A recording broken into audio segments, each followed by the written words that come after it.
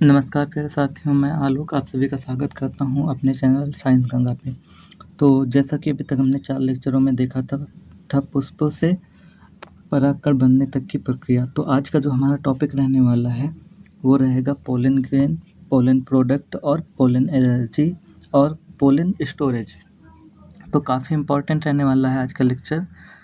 तो कल हमने क्या देखा था? कल हमने देखा था कि कैसे एक परागमात्र कोशिका से परागकण बनता है। तो आज हम परागकण के बाह्य संरचना और परागकण को भंडारित कैसे किया जाता है, कैसे रखा जाता है, ये सब देखेंगे। साथ ही 10 क्वेश्चन लाया हुआ हूँ, जिनमें से कुछ आप करिएगा, कुछ मैं करूँगा। और चलिए अपने लेक्चर को स्टार्ट करते हैं। तो पहला टॉपिक क्या रहने वाला है हमारा? पहला टॉपिक रहने वाला है हमारा परागकण। कल हमने परागकण बनता कैसे है ये देखा था। आज परागकण के कुछ भाग देखेंगे, जैसे कि ऊपरी संरचना, परागकण ढका किन किन परतों द्वारा रहता है। तो परागकण होता कैसा है? पहला तो ये गोलाकार होता है। फिर इसका व्यास याद रखिएगा, ऑब्जेक्टिव में पूछेगा परागकण का व्यास कितना रहता है, तो आप बताएंगे 25 से 50 माइक्रोमीटर। फिर क्या है? परागकण नर युग्मकोद्भिद यानी कि मेल गेमेटोफाइट का प्रतिनिधित्व करता है, यानी कि नर जनन भाग का प्रतिनिधित्व करता है। इतनी बात समझ में आ गई होगी। अब चलिए आगे चलते हैं थोड़ा सा। अगला क्या रहेगा हमारा? अगला हम देखेंगे बाह्य चोल। बाहर से अंदर की तरफ चलते हैं। पहला क्या है हमारा यहाँ पे? बाह्य चोल। क्या है बाह्य चोल? अब देखते हैं बाह्य चोल बनता किससे है, ये करता क्या है। तो सबसे पहले यह सबसे बाहरी परत होती है। किसकी सबसे बाहरी परत होती है? किसकी? परागकण की। अब कल मैंने बताया था परागकण क्या होता है। परागकण के अंदर एक होती है आपकी कायिक कोशिका और 2 होते हैं आपके नर युग्मक। एक नर युग्मक ये हो गया, एक ये, और ये क्या हो गई? कायिक कोशिका। कायिक कोशिका बड़ी होती है, ये हमने कल देखा था। तो अब देखते हैं परागकण के ऊपर वाली परतों के बारे में। तो क्या है? सबसे पहले यह बाहरी परत होती है, कौन सी? बाह्य चोल। फिर क्या ये किससे बनी होती है? ये स्पोरोपोलिन की बनी होती है। यह एक बहुत कठोर कार्बनिक पदार्थ होता है। कौन? स्पोरोपोलिन जो होता है ये सबसे कठोर कार्बनिक पदार्थ है। और ये क्या है? ये अत्यंत प्रतिरोधी है। ये उच्च ताप, अम्लता, क्षारीयता, ये इन सबसे किसको बचाता है? ये परागकण को बचाता है। यानी कि ये तीनों चीज़ें मिलकर परागकण को नष्ट नहीं कर सकती। किसके कारण नहीं कर सकती? स्पोरोपोलिन होने के कारण नहीं कर सकती। यानी कि ये परत बहुत ही इम्पोर्टेंट है। अब अगला देखते हैं। अब कहीं ना कहीं से तो ये बाह्य चोल में छिद्र होगा, ताकि क्या निकल सके? परागनलिका निकल सके। तो जहाँ पे इसमें छिद्र पाया जाता है उसे हम कहते हैं जनन छिद्र। अब ये क्या है? यहाँ पे लिखा हुआ है, यह बाह्य चोल का वह पतला भाग होता है जहाँ स्पोरोपोलिन नहीं होता। क्या नहीं होता? स्पोरोपोलिन नहीं होता। इस स्थान से परागनलिका बाहर निकलती है। यानी कि परागनलिका कहाँ से बाहर निकलती है? जनन छिद्र से। वहाँ पे क्या नहीं पाया जाता? स्पोरोपोलिन नहीं पाया जाता। आई होप इतना समझ में आया होगा। अब आगे चलते हैं। अगला क्या है? फिर जनन छिद्र के बाद हम देखेंगे, बाह्य चोल के बाद हम देखेंगे अंतःचोल। अब अंतःचोल क्या होता है? अंतःचोल है आपका, यह अंदर की परत है। किसके अंदर की परत है? यह बाह्य चोल से अंदर की परत है। यह सेलुलोज की बनी होती है, सेलुलोज प्लस पेक्टिन से बनी होती है। यानी कि किससे बनी होती है? सेलुलोज और पेक्टिन। इसे हम पेक्टोसेलुलोज भी कह देते हैं। एक बार एग्जामिनर ने मेरे से पूछा था, बोला था अंतःचोल किससे बनी होती है? मैंने बताया था सेलुलोज प्लस पेक्टिन। तो उन्होंने कहा था तुम इसे पेक्टोसेलुलोज भी तो बता सकते थे। तो ये याद रखिएगा, इसे पेक्टोसेलुलोज भी कह देते हैं, क्योंकि ये इन दोनों से मिलकर बना होता है। और ये कैसी होती है?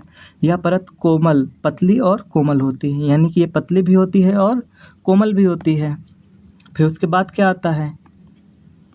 उसके बाद आता है आपका कोशिका झिल्ली। क्या आता है? कोशिका झिल्ली आती है। ये अंदर की कोशिका को घेरे रहती है। यानी कि कोई ना कोई तो होगा जो इसको घेरे रहेगा।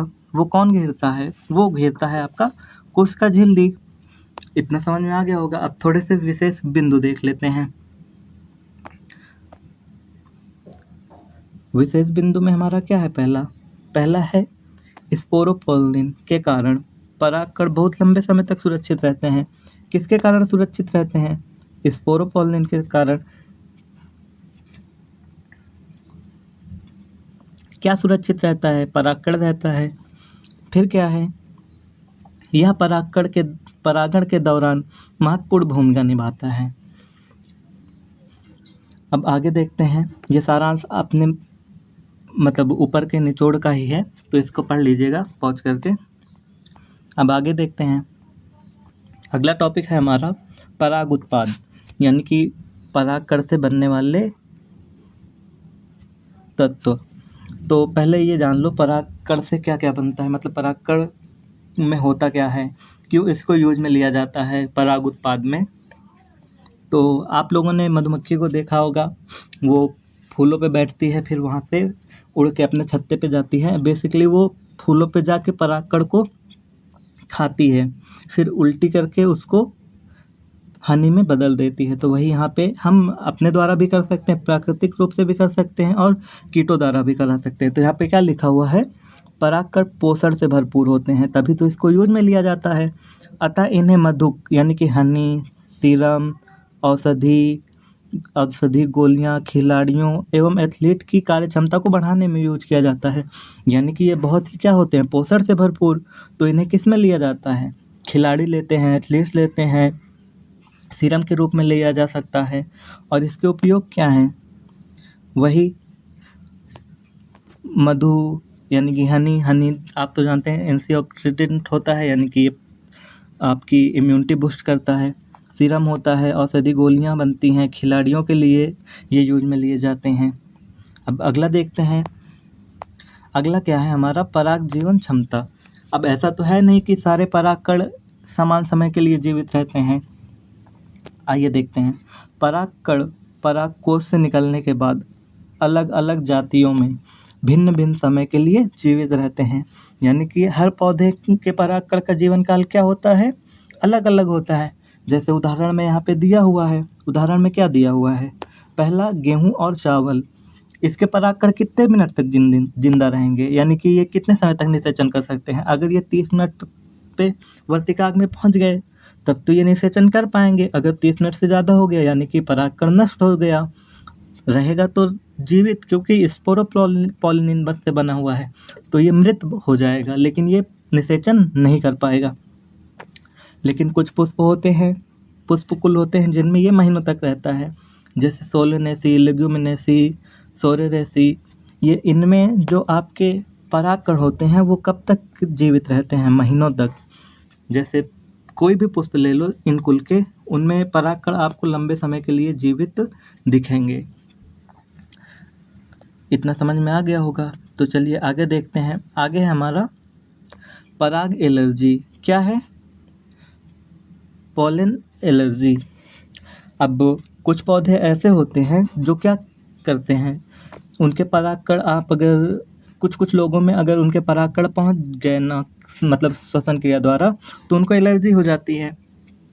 कुछ पौधे परागकण एलर्जी को होते हैं जो अस्थमा तथा अन्य श्वसनीय रोग उत्पन्न कर देते हैं। उदाहरण के लिए आप क्या ले सकते हैं? पार्थोनियम घास। क्या? पार्थोनियम घास। पहले तो मैं ये बता दूँ, ये घास अपने भारत की नहीं थी। ये क्या है? आक्रमणकारी प्रजाति है। जब भारत में गेहूं का क्राइसिस हुआ था 1954 के दशक में, तो आपका बाहर से गेहूं मंगवाया गया था, तभी ये घास अमेरिका से भारत आई थी। अब ये क्या करती है? ये एलर्जी कॉज करती है। क्या करती है? एलर्जी फैलाती है। इस बॉक्स को भी अपने से पढ़ लीजिएगा, इम्पोर्टेंट है। अब आगे देखते हैं। आगे है आपका पराग भंडारण। अब जैसे कि गेहूं चावल में देखा था आपने 30 मिनट के लिए जीवित थे। पुष्पों की प्रजातियों में 30 दिन तक जीवित रहते थे, तो हम उसको लंबे समय तक जीवित भी रख सकते हैं। किसके द्वारा? पराग भंडारण द्वारा। किसके द्वारा रख सकते हो? पराग भंडारण द्वारा। इसे निम्न ताप परिरक्षण भी कहते हैं। निम्न ताप परिरक्षण क्यों कहते हैं? आगे देखेंगे। परागकण का भंडारण द्रव नाइट्रोजन, ये याद रखिएगा। किसमें? द्रव नाइट्रोजन में कितने सेल्सियस पे? -96 पे। किस पे? -96 तापमान पे किया जाता है। किसका भंडारण किया जाता है? परागकण का। किसका? परागकण का। आइए इसके लाभ देख लेते हैं। निम्न ताप परीक्षण के लाभ। लाभ क्या है? पहले तो परागकणों को दीर्घकालीन सुरक्षा परागकण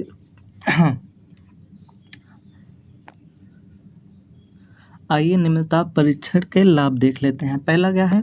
परागकणों को दीर्घकाल तक सुरक्षित रखा जा सकता है और इसे जब चाहे प्रजनन कार्यों में उपयोग किया जा सकता है। यानी कि अब आपको अपने मन मुताबिक जब आप चाहें इसे परागण की यानी कि प्रजनन की प्रक्रिया में ले सकते हैं। ये किस कारण मुमकिन हो पाया? निम्न ताप परीक्षण के कारण। इसे ही पराग का भंडारण कहते हैं।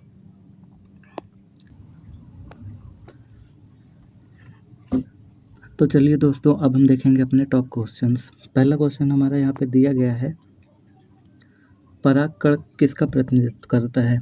तो ऊपर वाली पहली स्लाइड में मैंने बताया था, क्या आपको बताना है आंसर। पहला क्या है? मादा युग्मकोद्भिद, बीजांड का या नर युग्मकोद्भिद या भ्रूण का। तो जो परागकण होता है वो किसका प्रतिनिधित्व करता है? आपका नर युग्मकोद्भिद का। यानी कि ये नर जनन तंत्र का भाग है, तो किसका प्रतिनिधित्व करेगा? नर युग्मकोद्भिद का। तो चलिए अब सेकंड वाला क्वेश्चन देखते हैं हमारा।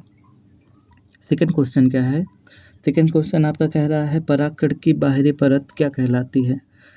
किसकी? परागकण की कौन सी परत? बाहरी परत। तो वो क्या इंस्टाइन कहलाती है, एक्सटाइन कहलाती है, साइटोप्लाज्म कहलाती है या न्यूक्लियस कहलाती है? तो जो बाहरी परत होती है उसे हम क्या कहते हैं? बाह्यचोल। और बाह्यचोल को हम क्या कह सकते हैं? इंस्टाइन कह सकते हैं। तो यहाँ पे राइट आंसर क्या हो जाएगा हमारा? First number. आई होप इतना समझ में आया होगा। अगर आप लेक्चर में ध्यान दिए हैं तो सारे उत्तर आप मेरे बताने से पहले दे सकते हैं, क्योंकि ऊपर वाले ही स्लाइडों से ही क्वेश्चन बनाया गया है। तीसरा क्वेश्चन है आपका, पहले क्वेश्चन पढ़ लेते हैं, ध्यान से पढ़ेंगे क्योंकि जो इसके ऑप्शन है वो अगली स्लाइड में है। तो तीसरा क्वेश्चन है, परागकण का भंडारण किस तापमान पर किया जाता है? यानी कि किस ताप पे किया जाता है? ये सबसे लास्ट वाली स्लाइड में मैंने बताया था। तो आपको बताना है इसमें से 0 सेल्सियस पे, -50 सेल्सियस पे, -196 सेल्सियस पे या -273 सेल्सियस पे। तो कितने पे किया गया था? मैंने बताया था द्रव नाइट्रोजन में किया जाता है। और कितने पे किया जाता है? -196 सेल्सियस पे। अब अगला देखते हैं, अगला क्वेश्चन क्या है हमारा। इसे भी मैंने कोष्ठक में बताया था। इस पे पराग एलर्जी का प्रमुख उदाहरण कौन सा है? आपको बताना है कौन सा है। क्या वो गेहूं है, चावल है, पार्थोनियम है, आम है? आम है। तो इनमें से कौन सा हो जाएगा आपका? मैंने बताया था पार्थोनियम घास, जो क्या कराती है? दीर्घकालीन श्वसनीय विकार, जैसे अस्थमा हो गया, ये सारी बीमारियां उत्पन्न कर जाती हैं। सभी को एलर्जी नहीं होती पार्थोनियम घास से, लेकिन कुछ कुछ व्यक्तियों को हो सकती है। तो कौन सा हो जाएगा यहाँ पे? C number. अब अगला देख लेते हैं, महत्वपूर्ण क्वेश्चन है, क्या है? जनन छिद्र का कार्य क्या है? आपको बताना है जो बाह्य चोल होता है उसमें जो जनन छिद्र होते हैं वो किस लिए होते हैं? क्या वो सुरक्षा करने के लिए होते हैं, पराग नलिका बनाने के लिए होते हैं, भोजन संग्रहण के लिए होते हैं या श्वसन के लिए होते हैं? तो वहाँ पे मैंने बताया था किस लिए होते हैं। वो आपका होता है पराग नलिका बनाने के लिए। किस में पाए जाते हैं ये छिद्र? बाह्य चोल में पाए जाते हैं। और कौन से छिद्र कहलाते हैं? जनन छिद्र कहलाते हैं। तो यहाँ पे आंसर क्या हो जाएगा आपका? B number. अब अगला क्वेश्चन है आपका, छठवां नंबर क्वेश्चन है, इसे आप करिएगा क्योंकि आसान क्वेश्चन है। सातवां क्वेश्चन है हमारा यहाँ पे, स्पोरोपोलिन का, माफ़ करिएगा, स्पोरोपोलिन का कौन सा गुण सही है? यानी कि कुछ गुण दिए होंगे, उनमें से आपको बताना है कि वो स्पोरोपोलिन के लिए कौन सा सही है। तो चलिए देखते हैं कह क्या रहा है। पहला ऑप्शन कह रहा है आपका, पहला ऑप्शन है आपका, ये आसानी से नष्ट हो जाती है। या सेकंड नंबर है, उच्च ताप से प्रभावित होता है। तीसरा है, अम्ल क्षार से नष्ट हो जाता है।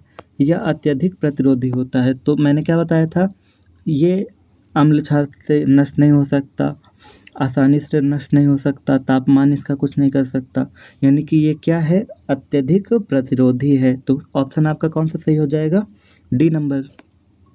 अब अगला देखते हैं, 8वां क्वेश्चन है हमारा, निम्न में से कौन महीने तक जीवित रह सकता है।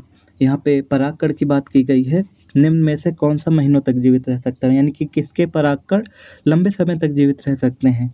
तो वो क्या गेहूँ है, चावल है, सोलेनेसी परिवार है या मक्का है। तो मैंने बताया था जो पुष्प वर्ग होते हैं उनके जो परागकण होते हैं वो लंबे समय तक रहते हैं। तो यहाँ पे कौन सा दिया गया है पुष्प के उस कुल से, यानी कि सोलेनेसी। तो यहाँ पे सही आंसर क्या हो जाएगा आपका, सी नंबर। अब अगला है आपका, अगला क्या है, पराग जीवन क्षमता किस पर निर्भर करती है। आपको बताना है किस पर निर्भर करती है पराग जीवन क्षमता। तापमान पर करती है, आर्द्रता पे करती है, पौधों की जाति पर करती है या प्रकाश पे करती है। अगर आप लॉजिक लगाएंगे, आपने लेक्चर ठीक से देखा है तो बता सकते हैं इसमें से कौन सा सही होगा। तो जो पराग की जीवन क्षमता होती है वो किस पर निर्भर करती है, वो पौधों की जातियों पर निर्भर करती है। जैसे अभी ऊपर वाले क्वेश्चन में था, अगर गेहूँ है तो उसमें कितना रहेगा, 30 मिनट रहेगा। अगर वो फूल के परिवार से है, सोलनेसी, तो उसमें 30 दिन तक रहेगा और इसमें 30 मिनट तक रहेगा। समझ में आई बात। तो किस पे निर्भर करती है आपकी जो पराग जीवन क्षमता है, वो पौधों की जाति पर निर्भर करती है। अब अगला क्वेश्चन देख लेते हैं। अगला क्वेश्चन हमारा बहुत ही इम्पोर्टेंट है और मेरी आशा है इसका उत्तर आप कमेंट में ज़रूर देंगे। तो इसको मैं छोड़े दे रहा हूँ और मैंने एक और छोड़ा था, यानी कि 2 क्वेश्चन मैंने छुड़वाए हुए हैं जिसका उत्तर आप कमेंट में ज़रूर दीजिएगा। अगर वीडियो अच्छी लगी हो तो अपने दोस्तों के साथ शेयर करिए और उन्हें बताइए कि यहाँ पे आपको बायो पढ़ाई जा रही है और कम समय में अच्छे कंटेंट के लिए आप यहाँ से जुड़ सकते हैं। अगर कोई सुझाव देना हो तो आप दे सकते हैं, कोई चैप्टर अगर आपको पहले पढ़ना है तो उसके लिए भी बता सकते हैं। मैं ये वाला चैप्टर ख़त्म होने के बाद उसे स्टार्ट कर दूँगा। थैंक यू, धन्यवाद।